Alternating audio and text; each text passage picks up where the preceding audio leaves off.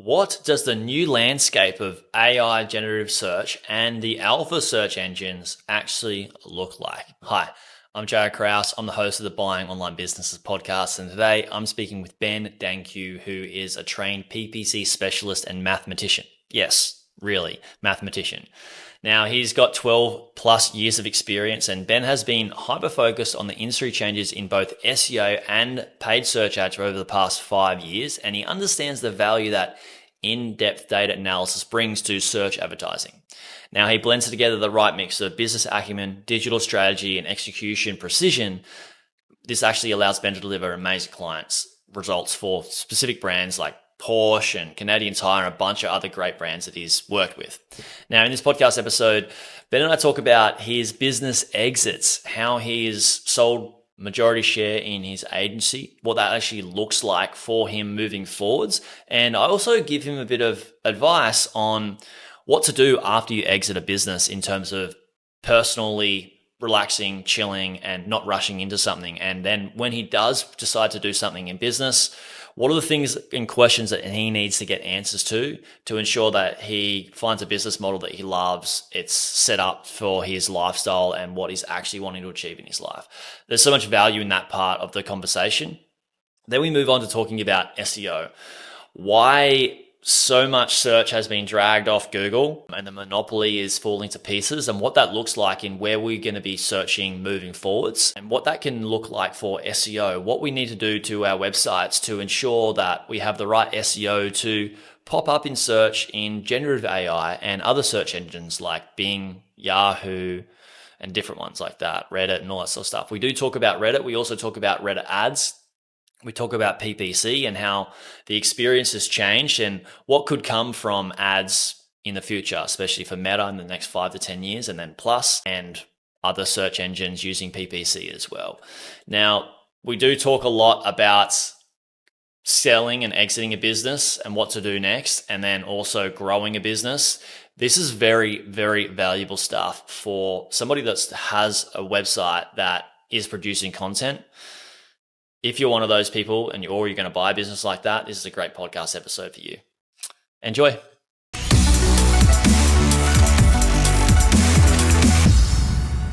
Ben, hello. Welcome to the pod. Happy to be here. Yeah, excited for this one, man. First question, just straight off the bat.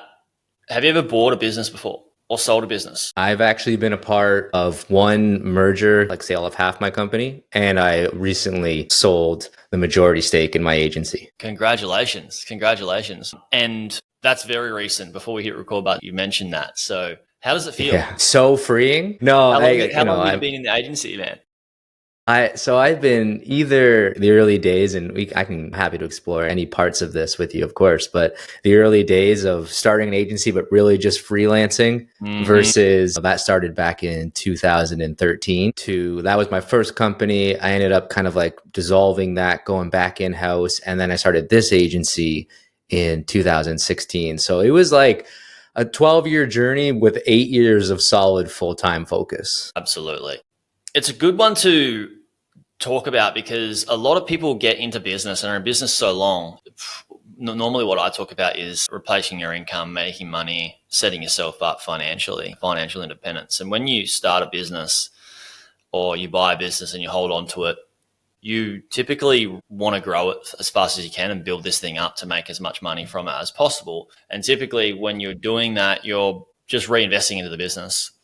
And so it's smart to take some money off the table. And most business owners, I was talking to Michael Gerber about this, I think it was Michael Gerber, that they don't take the chips off the table until they realize maybe it's too late and they sell it without wanting to sell it or being ready to sell it. And when something catastrophic might happen. So yeah, congratulations to you. How does it feel taking some chips off the table? It feels like I still feel pretty young, and I followed along your journey a little bit. I'm very intrigued in the online business, either acquiring or building. There's multiple paths, but it feels great to take this chip off the table, which really is consultative services. At the end of the day, I built a pretty solid foundation at the agency, but a lot of it was an extension of retainers, and I was the lead strategist, right? So through some form or another, it was a great cash flow business, a great business to like push me learning all these new skill sets, but it still was a trade for time. So what feels great is I have a lot of the experience and ideas I like learned throughout the years at the agency, where you have this exposure of hundreds of brands with budgets who want to work with you. But now I'm looking forward. I'm like excited to like look at productized services or focusing on a niche that I found specific going to be growing over the next few years that I can really hone my like specialty into and build an SOP that can hire and et cetera. All these different things where I'm like, running a performance marketing agency where it was driven on how many leads and how much sales we actually drove for them. There's just, you can niche, but there's just so much going on. So I'm excited about this take this chip off the table and be like, all right, now like the last 2 weeks I've had like some mental clarity of just, it's only literally been 2 weeks. So some like time to, go for a walk in the park and just kind of like clear my head and not fill my day with back-to-back client meetings and try to get out of that routine of checking my email for an hour every morning. And not to say I won't build some of those back up, but it's been pretty freeing. Yeah, I bet. While we're on it, let's go there now in terms of like, where do you feel you're going to go from here? So you sold majority stake to your business partner, right? And so that's exactly. He wanted it, you didn't have to list or anything. He wanted to buy it, obviously. So it's a huge win for you guys, for both of you guys. Have you had much thought about this prior to this opportunity popping up? Or has it just been the last 2 weeks you've been thinking about it? And where do you see this going for yourself? Like you said, maybe focus on like a product, or what does this look like?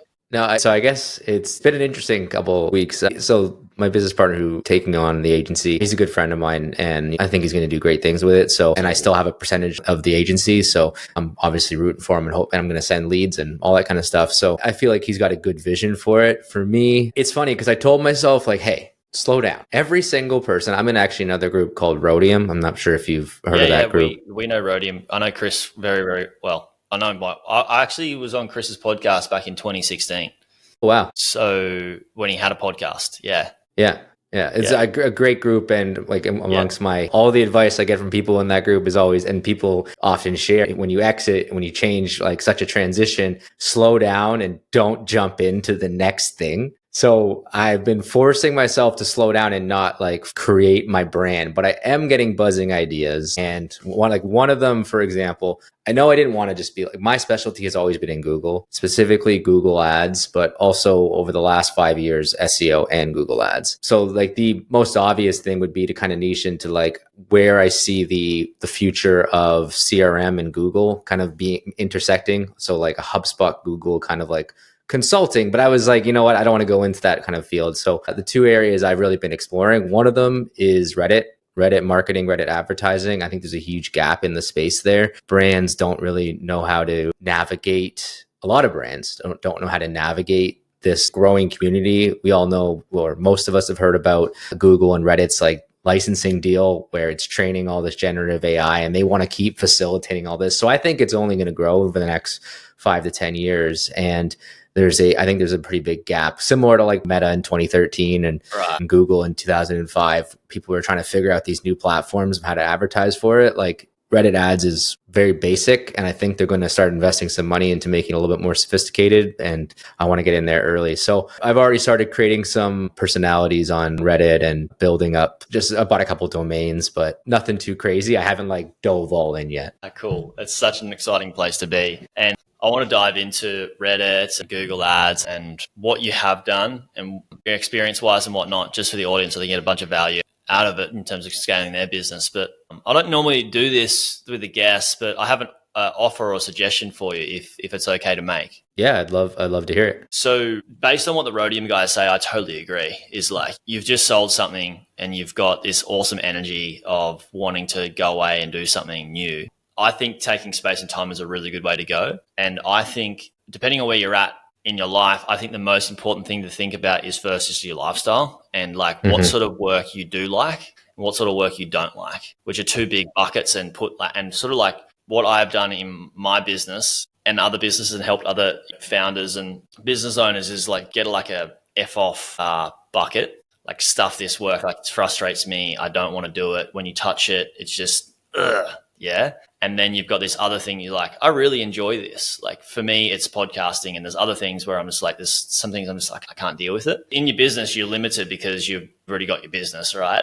And then you have to hire someone to do that. But maybe when you're starting something fresh, you could just create a business model that really suits your lifestyle where you don't have to have those things. Yeah. I think that's a very, very important step to sort of like discount what you don't like and then work out what you do like and then build a business model around that. I think business model I'm not the startup guy, right? I have done startups and I've helped people with it, but I think the business model, you're first working out what your lifestyle is first, and then the business model after that could support that lifestyle mixed in with what you do like in business is like. And then you've got your unique genius zone as well too. Yeah. Because I dare say you're really good at Google ads, right? Like you've mentioned, and SEO as well over the last 5 years. But if you like chunk up from that, is it just the platform that you're really good at? And do you need to stick with the platform? Or what, like, is your unique genius actually just you're a strategic thinker, right? And you can apply that strategic thinking to consultancy with specific people that are in business where you don't have to touch the Google ads platform. You can just consult for marketing agencies or something like that. It's where you might actually really get so much enjoyment out of strategic thinking. And I'm just pulling this out of a hat. I'm not sure if that's what your unique genius is, but just an example I just think is worth sharing on the pod and maybe a food for thought for you as well. I think that is it's very valuable advice and appreciate that. It's like it feels therapeutic almost hearing like, yeah, this is great. I'm sitting here getting some of my own advice. No, I appreciate that. And it is an exciting time. I do think taking some space and some time, because one of the things I was reflecting on, and I've spent a lot of the last 2 weeks reflecting, that's mostly what I've been doing, has been, okay, what didn't I like about where I was? Like the last year for anyone in the agency world, that was very difficult. I'm in a lot of different communities. So crazy. The last year, it's been in business has been psycho. In business in general, it's just been like, obviously there's this buzz of AI and there's so many things that are amazing in productivity, but in terms of like revenue, profitability, like growth, it has been a very difficult year for a lot of people. And I've experienced ups and downs in the company through COVID, through this, through et cetera. But my heart didn't really feel in it the last year. And it's not that my work wasn't good, but it was just, I felt like I was a little bit stuck. In the last 2 weeks in this reflection, I've been thinking about, well, you know what? For the first time in a long time, I felt like I didn't have a vision. I didn't have my long-term where I was going. And that's part of what went into my decision to make such a transition and change. I was one of the co-founders who started Now 43 and solo operated it for close to 5 years. So it was really an extension of me. I mean, I always thought I would build this business up to sell for even more and sell the whole thing and be able to retire basically on it, which, you know, I'm in my mid 30s and I have some runway, but I definitely am not retiring. So it was interesting the last 2 weeks to be like, where is my vision? And in that, like that vision part of it, like, what do I want? What do I want with my day? Is it an agency grind? Like was that part of what was me in my 20s when I started that journey?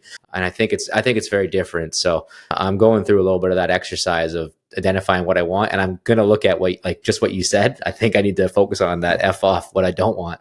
Yeah, for sure. It's such a different stage in your journey, which is super exciting because you're at a position now where you've got IP, you're very skilled, and you're probably likely not going to have to do certain things. Like you don't have a strong need. It's more like you're in a luxurious position where you're like, what do I want? What do I don't want? Versus when you're founding something, you're starting something, typically we're doing that out of like, I want to get out of my 9-to-5 job, or I want to get out of survival phase. So you take on any work to get going, right? And you just take on clients, and whatever sort of work comes in, your business model is shaped by what sort of like outside leads come in, and you mold yourself to suit them. Versus now you're in a pretty cool position where you can you create the mold and you say no to certain clients and yes to certain clients based on what you want and don't want, not versus what you need, which is super exciting. And I think with the identity thing is like when people sell their business, what I see is they sell their business and they've been in their business for so long, especially this is mostly for founders. Identity can be attached to that business. And so when they sell that business, they might feel like, oh my God, like they've lost a part of themselves, and their self-worth might go down a little bit. This is an example. It doesn't happen to everybody. But the crazy thing is if you zoom out, and this is a really good thing for you to remember, is like the skills that you've learned in that business, not just I'm not just talking about the work as in like PPC ads, conversion rate optimization, and SEO that you're really good at that we'll get to in a second. You're good at that, but you've also been the business owner of hiring, firing, making sure the business moves along. You are so much more than the business, right? Like the identity thing of like, I am a part of the business, or I've seen a lot of founders that the business does really well and they're doing great in their life. They're happy. The business doesn't do so well and they're in a slump. And that's a personal thing. Like there's this like weird attachment I felt to that. it for sure. Yeah. Yeah, me too. When I first started, like founded my business. And it's one thing for founders to remember when they exit like yourself is like, you are so much more than your business. Yeah. So a good one to remember. That rings very true. And you can't help but feel some of those swings. And when the weight of the businesses, of the success and the failures of the businesses are on your shoulders at the end of the day, how can you not kind of feel that weight? Exactly. Business is tough. And like you said, the last year has been tough for a lot of people. So yeah, super and to your excited point on that time, I can't remember who said this, who was quoting it, but if you don't fill your time, someone will fill it for you. And like for me right now, like let my family fill a little bit of my time, probably more than I would in normal, which is I think really nice for me right now, visiting my family and my sister and all these kind of things. I had, even for example, I had a couple fractional CMO offers for like part-time work, but I just have a feeling that if I take these like 10-hour a week fractional CMO things on right now, there's other things I'll gain from that, but my mind doesn't necessarily work like that. That's not the right thing for me. It could be the right thing for a lot of people, but I'll probably fill 40 hours of my week in 20 hours of consulting time, just trying to figure out what's going to work. So I decided to like pass on some of those opportunities, just trying to prioritize that time. Yeah, it's really cool. And maybe there are some CMO roles that are different than those ones that were presented to you that you're like, oh, I could sort of make that work. I've got a friend that's a fractional CMO for like five different brands, like 7 to 8 figure brands. Okay. Yeah. Mostly in selling info product space. And he just over time gets better and better and better at what he does. He's just a great strategic thinker. And his clients now, he just puts his fee up every now and then. And when people say no, he just goes, that's fine. I've got other people to work with. And it's based on his terms, it's really cool. Obviously, there's risks in that model for yourself. Like he's only got 5 clients, lose one, you can lose 20% of your revenue. But if you've got a list, like a short list of companies that might need that help, then it's valuable. Yeah. I want to move into this has been 18 minutes of talking about this being a business owner and entrepreneurship, which is great. I didn't mean to get into the pod to talk about this, but I really appreciate it. I want to talk about SEO, PPC, and CRO. Did you start with PPC and then did you move to CRO and then add on SEO? Or what was the progression for you when you started the agency? And why? Yeah, no, that's a great question. So I'll give you a little context. My background, like I spent 5 years working agency side, starting in paid search, going into some programmatic, mostly on the paid media side. I did some freelancing that included some basic SEO, and I've always been adjacent to SEO, but for the most part, my experience was on the media side. And I got to work with some great budgets and some great brands and had some big wins for the agencies I was working for in that time period. But it really gave me, like, I'm a big believer in like periods of your career being depth versus breadth. And that was a time of depth where I was like laser focused on paid search. So that helped me get really good at that. And I leveraged that to kind of move up. And when I was at this agency called Spark in 2014-15, that's where I met the co-founder of Now 43, who his name is Tyler. Him and I started together where he was the SEO director at that agency and I was the paid media director at that agency. And the two of us kind of came together and said, like, we can do this from both angles and you're going to lead the SEO. I'm going to lead paid media. So we started with those two as our core services and we built the agency on us who were essentially we were directors. We had small teams of 5-6 employees or so. But at the end of the day, we were also still very much so executing. And him and I both like had side hustles. I was running like multiple clients on the side. He had multiple clients on the side and we were working on our different crafts. So when we actually started the agency, we built up about clients in about a 6-month period, just based on our results in the restaurant marketing space, because it was 2015. Restaurants had no clue how to rank on Google and no clue how to run their Google ads. So it was so easy for us to leverage our like agency side experience to run these small sets, 1 to 2K retainer clients, but we just built a really clear set process, had those 2 very set services and ran on that kind of niche. Now we eventually expanded. We got a little bit bored of just doing restaurants and In hindsight, it actually was a good business model. We probably should have just scaled it out and like, not who cares if we're a little bored, we could have found an operator. We decided we wanted to be more on the performance marketing side. We started working with tech, but throughout that all, we stayed SEO and PPC. It was only the last, I would say 3 to 4 years where CRO started coming into play. We did some projects with some of our clients, mostly from a need. Like I'd be driving leads from both those different services and we wouldn't be getting a good conversion rate or XYZ, and they wanted to improve this. I found the last 2 years, for anyone listening in the agency space or running digital ads, the media buying world got a little bit, well, there's just so much automation. Anyone who's running a Google ad campaign and Advantage Plus, PMax, all these things, right? It's just, there's definitely still strategic tactics and that you can work, strategy and tactics that you can work on. But at the end of the day, I felt like now more than ever, we can't just be a Google Ads agency. We need to work on the whole funnel. So we introduced CRO and started working on landing pages and whatnot too. It's such a shame when you are great at ads, search ads, and your client's goal is to make more money in the business, and you can do that through ads, but their funnel is lacking and letting down your ads. Like you're getting like all these quality ads in, and it's just not, when they get on the landing page, the offer isn't landing or it's just not working. So it's a no-brainer to CRO, conversion rate optimization, for those who haven't guessed what CRO stands for. But that alone, like you could, instead of changing ad budget on PPC campaign, you could keep the ad budget the same quality leads, same amount of leads, but just change some of the things on the landing page or the sales pages. That could get you 20% to 50, maybe even more percent increase in sales without spending more money. I mean, it might be a little bit of money for them to hire you to do some CRO stuff, but it's a far better win from them than just ads, right? So paid search, where do you see paid search going now? I want to move to SEO soon, but like, where do you see paid, like you mentioned different platforms. Yeah. What was the different platform that you mentioned? Reddit. What was that? Reddit. Yeah, Reddit. Like, do you feel like things are slowing down on Meta and Google, and more people are starting to move to Reddit? Like, why do you feel things are going to change in the PPC space? Well, that's a big question. There's so much change in front of us that like anyone who says they know exactly where it's going is going to be surprised. Yeah, and it's a lot. There can be a lot of speculation too, because like we hear things and we're like, "Is this true? Yeah. Like, what if that happens, and this can happen?" So I understand that, and this is all like whatever you mention is like spec. If things happen, then there's opportunities for sure. But like, yeah, I want to I'll dig into it, because this like, I know it's a big crazy box that we're opening up, can of worms, and there's AI involved with it, which is probably going to link into search as well, which is where I want to go, because people are thinking what's to come for paid search and then SEO. Yeah, I mean, so to start, I think I would look at user behavior. User behavior is changing. I'm still very high on Meta. I think you can get amazing results on Meta right now. And I don't think that's going to change in the next 5 to 10 years. I think Meta is going to be a good bet.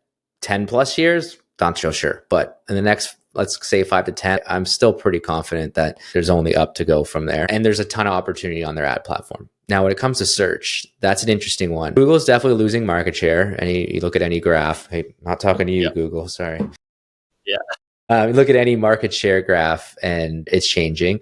ChatGPT just launched their new search bar last week. So that's the start. Now, it's just essentially Bing dressed up, but Bing has also been encroaching market share. But more so than that, I do think the future of search is actually going to become less important on the platform that you're using, because clearly generative AI is the future of results. I've already started, especially in the US, if you're there, they have you'll find all the latest, but the amount of functionality and data and information that Google's pulling in from their knowledge graph, from an ads perspective, I think it's going to change how they format it. Right now, the traditional Google ads, which has been $1 trillion business for them, like who knows the number? I don't know the number off the top of my head, but it's a huge number. Yeah, for decades. They've just monopolized this incredible money printing machine based on the very simple flow of someone searching for information and them sending originally 2 and now 4, and actually there's even more ads on the screen nowadays. That search I don't think that search is going to go away anytime soon. I think consumers move a lot slower than people like maybe yourself or me, who might be more in the space and using the tech and whatnot. But it is changing, and alongside changes in like I said, ChatGPT is coming along. There's also a lot of different macro changes coming from hardware. I think Meta's AI glasses have come a long way, and even more people are going to start adopting wearable tech that they're speaking to. Integrate generative AI with advanced hardware. Like, I find hardware is usually the lag. A lot of times the software will develop ahead of time.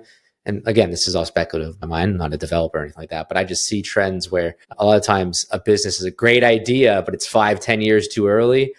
But once the hardware catches up to it and the trends catch up and people start wearing some of this tech, like I remember talking about how the future of voice search in 2016 and how everyone was going to change how they're searching and and whatnot. And there were some changes, but we can't ignore how mass adopted generative AI tools and LLMs have become, and clearly they're investing in them. So from the ad side, I think they're going to be able to place those. They're already showing that they can place links and give citations on the SEO side. I think it's going to be a way of placing different sponsored posting, similar to the Google's taking over the shopping experience. So it's just about placing new shopping ads and whatever the new functionality is. The PMAX and all these different performance, like automated campaign types that go across multiple channels, they're going to use search, but it's going to be in the new search, and the new search of how someone does a prompt rather than how someone says best laptop near me or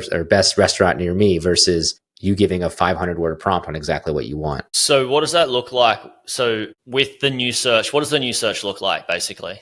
Let's just try and make it a linear thing for everyone to understand. Like, what does a new search look like? And then how do we stack on PPC? So I guess we start with SEO first. I think so. The original model was we're going to show you 10 results and you're going to pick which result best fits what you searched, right? Now, knowledge graphs, which for anyone who doesn't know what a knowledge graph is, if you ever search on Google and it shows the answer to your question on Google's page, there's usually a little box and it'll say like, how old is Ben? And it'll say my name my age. Or you can ask multiple questions that are more in depth, or like, how do I cook an egg? And it'll actually give you the instructions on how to cook the eggs. Most of you have seen this.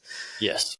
That knowledge graph is going to expand, and Google is going to be teetering the line for how they reward content creators. Because right now it's a really up in the air place for publishers and Google. There's a lot of tension right there.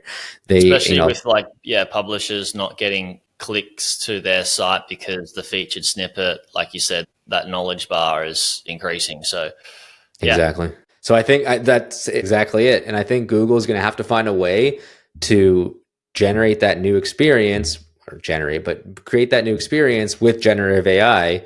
Because people are going to start wanting those results. Actually, I don't want to look up. Not always. I think at the end of the day, people are going to search differently. Not every person searches the same way. So there's going to be options. I think they'll give you some generative AI answers, and then you can go on to see other more authentic or more traditional Google kind of responses laid out. So that's where I think it's going. Now, it's interesting to think about when like you have Apple or Meta, or these other brands, and people start searching from their agents, how that's going to look. I'm not totally sure, because it's going to be like, are they just going to be licensing Bing or licensing Google and using their back end and just creating their own interface? Ultimately, I think the long in the future, where it's going is they're all going to be kind of looking similar. Yeah. So that means we'll have a bunch of different search engines, really, and we will use different search engines for different, I guess, queries and questions, right? How do you see this, like ChatGPT search working, changing, evolving, and ads working for them? Sorry, you cut out a little bit there on the question. Yes. So ChatGPT, how do you see that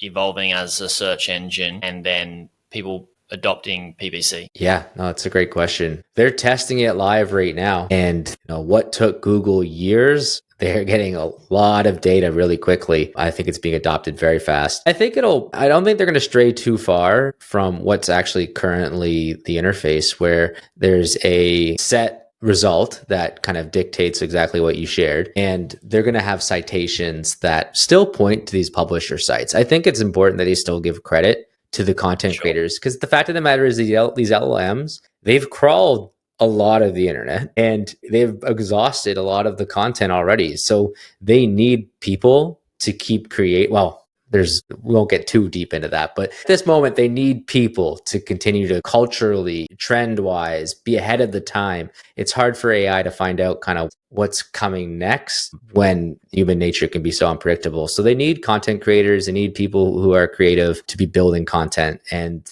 they're going to have to cite that because they need to be monetized. And I think eventually it's going to be more expensive to use like ChatGPT. I mean, they're basically burning money with all these processing fees. Fully. And I don't know how long. They obviously have a ton of VC runway, but in my opinion, the pricing model right now is as good as it's going to get. If you're creating a business around it, leverage that and take advantage of it. Yeah, get grandfathered in for sure. Because I mean, who knows? Like maybe they do keep it the same price, but they start advertisers being able to advertise on ChatGPT and make a lot more money that way and keep it free for the user, kind of like what Google has done. Yeah, it's a very interesting one. So each of these search engines need publishers, right? A lot of people listening to this podcast have content websites or want to buy a content website, or they just have an e-commerce business. They want to create content for search to get more purchases. How do you see SEO evolving for publishers on their site that can allow them to show in search for in ChatGPT, Google, Bing, Yahoo, and other search engines rather than just because forever it's been like, let's just create great content that Google ranks. Now we want to great content that's seen across all of them. Yeah, I mean, some of the traditional pillars are still really important. Like, I think it's funny because people will dress up when new things are happening and you have a new interface and you start seeing yourself rank on a generative AI search. And I see that all the time in my LinkedIn. Someone's page is ranking here. Someone's got recommended as a result from Gen AI. They still require a lot of the same foundations. If it's not, your technical SEO isn't sound and your site isn't crawlable, it is super slow, then it's not going to get found. I really think becoming a topical authority in the space is really important. I think it's going to be less individually keyword focused. Like you don't like still having like we used to do like, well, we still do, but like clusters where you find a bunch of keywords that are all related to one topic and you build out an article for each piece of content and they all relate into a cluster. I think that's still a viable strategy. You're going to be, we call it like a hub and spoke methodology where you have like some sort of hub authority as well. Yeah, exactly. And so I think building content based on what people are searching for is still going to be still a viable strategy. It's just important now, I think, to differentiate the quality of your content. The days of easy content are kind of gone. Like you can generate a bunch with AI, but is it good content? Google has a crawl budget, and I think there's a lot of interesting findings recently about like, have they just stopped indexing? A lot of websites will like take a while to index or pages will take a while to index, and there's a certain crawl budget. So if you don't have good content and you're not using other channels, I think you're doing yourself a disservice. You can still follow that SEO model and reward yourself with that organic traffic. But if you're not having a distribution channel on email and on, your socials, I think it's come a little bit too far to just be relying on that one channel when Google is so unpredictable right now. Yeah. Even for Gen AI searching for answers, they're not going to get answers from just crappy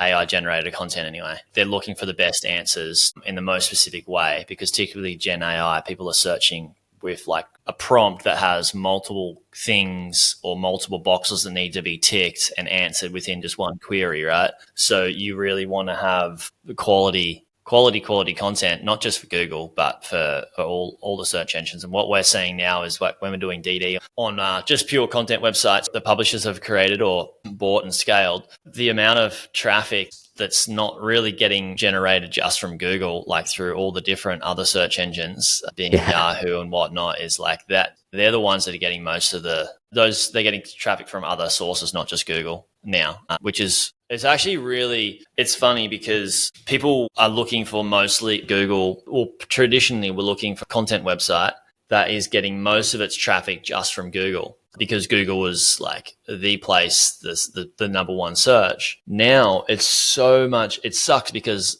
yes, Google's still good, but less searches are coming from Google, less traffic, I should say. But the really valuable thing is that it's kind of split pretty evenly between a few different ones, like Bing and Yahoo and Reddit, depending on the site and all that sort of stuff. But that means you don't have single source dependency on just Google in terms of search. You have it split between a few different search engines. So it makes the business typically more valuable that way versus having that risk. So it sucks that it's just not from Google because they're great, but it's also a good thing because of that risk diversification. No, that makes a lot of sense. It kind of inspires a little bit of this next focus on Reddit. Like you can get, I mean, Reddit clearly has it's like having an amazing age domain. So building content on there is part of the strategy I see moving forward. Kind of back on your question for SEO tactics kind of thing.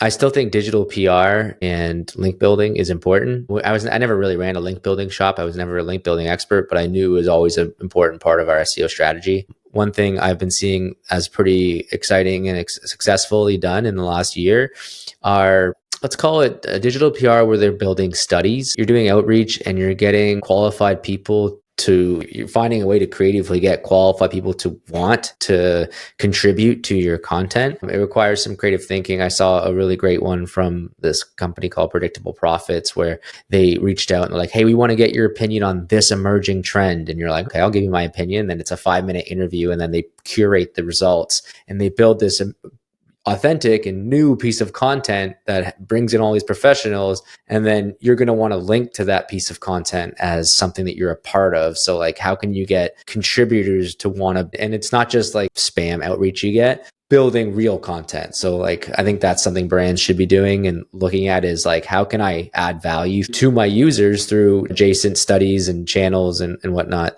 And then you leverage that content you create to get those backlinks to then help your authority, to then help your content. It's all connected. All connected. Yeah. All stuff that we've talked a lot about on the pod is like, links, link building, topical authority, quality content, EEAT, super important. So people listening, obviously SEO is not going to change. It's just what's changing is where the traffic's coming from because Google is getting knocked in and hit and punched in from all angles, which is it's been a hit. There's been a massive hit to a lot of publishers because Google has been rocked, but it's also quite good for publishers in the long run. Yeah, I'm not a fan of the monopoly that was there. It's getting torn down, right?